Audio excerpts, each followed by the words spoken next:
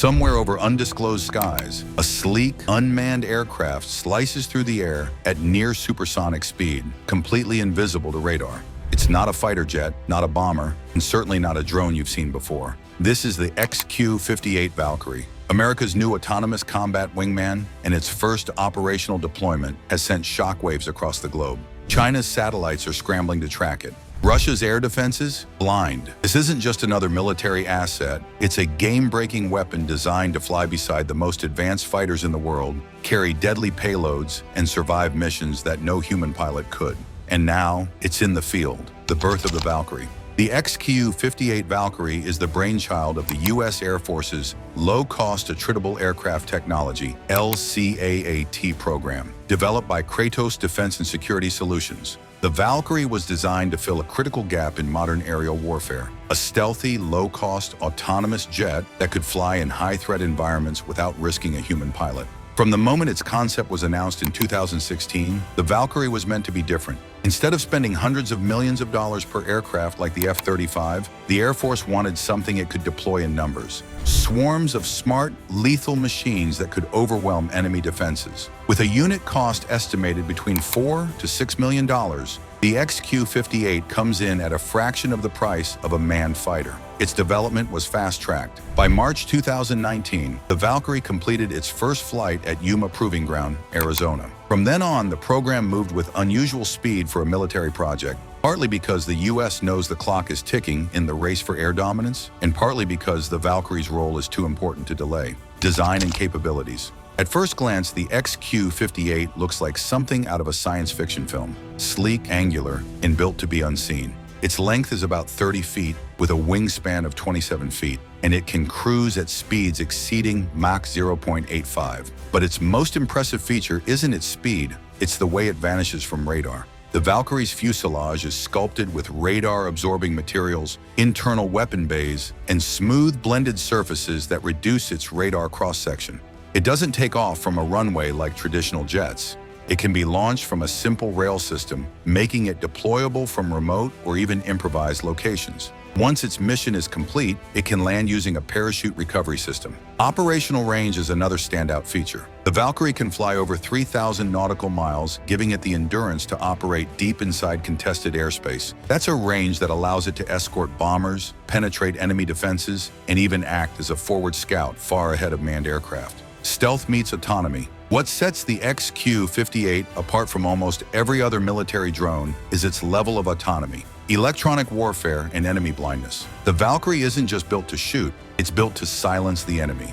Equipped with electronic warfare payloads, it can jam radars, disrupt communications, and create phantom radar signals to confuse enemy air defense systems. In its first reported deployment, defense analysts believe the XQ-58 was used to probe and blind enemy radars in a high-tension region. This would explain why "going dark" has become the phrase echoing through intelligence circles. Enemy forces are simply unable to track it. Its ability to carry advanced sensors means it can map hostile airspace in real time, feed that data to U.S. forces, and make it almost impossible for adversaries to predict U.S. air movements. For any nation relying on radar-guided missiles or early warning systems, the Valkyrie is a nightmare. Payload power. Despite its smaller size compared to traditional fighters, the XQ-58 can pack a punch. It has two internal weapon bays capable of carrying precision-guided munitions, such as JDAMs, small-diameter bombs, and even air-to-air missiles. It's also being tested with modular payloads, meaning it can switch roles depending on mission requirements.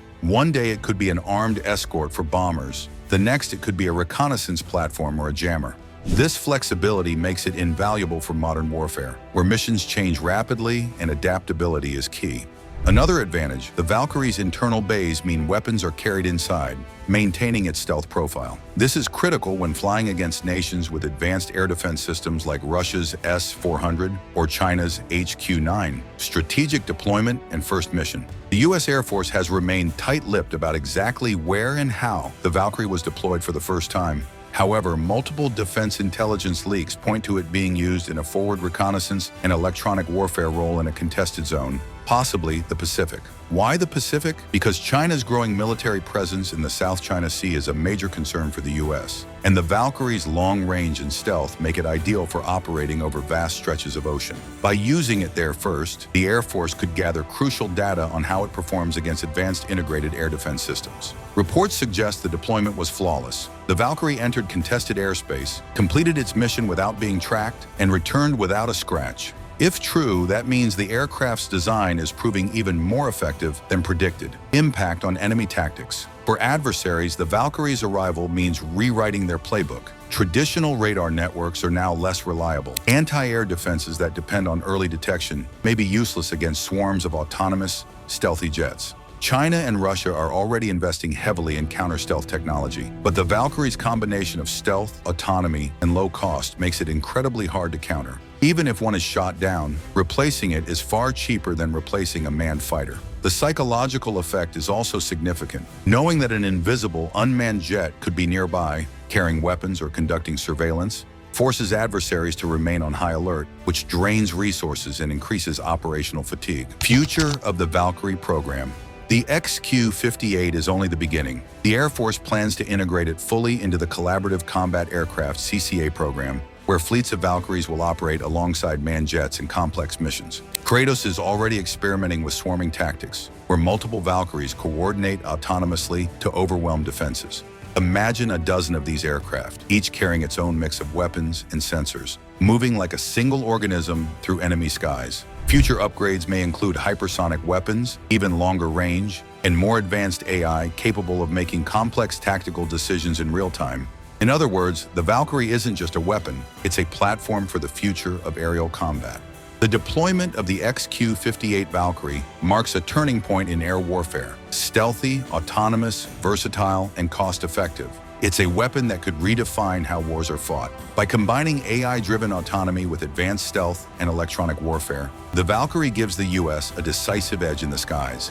As enemies scramble to adapt, one thing is clear. This isn't just a new aircraft, it's a new era. And with the Valkyrie now in active deployment, the question isn't whether it will change the game, it's how quickly America will field more of them. If you found this deep dive into the XQ-58 Valkyrie fascinating, make sure to like, share, and subscribe for more cutting-edge aviation updates. The future of aerial warfare is here, and it's flying without a pilot.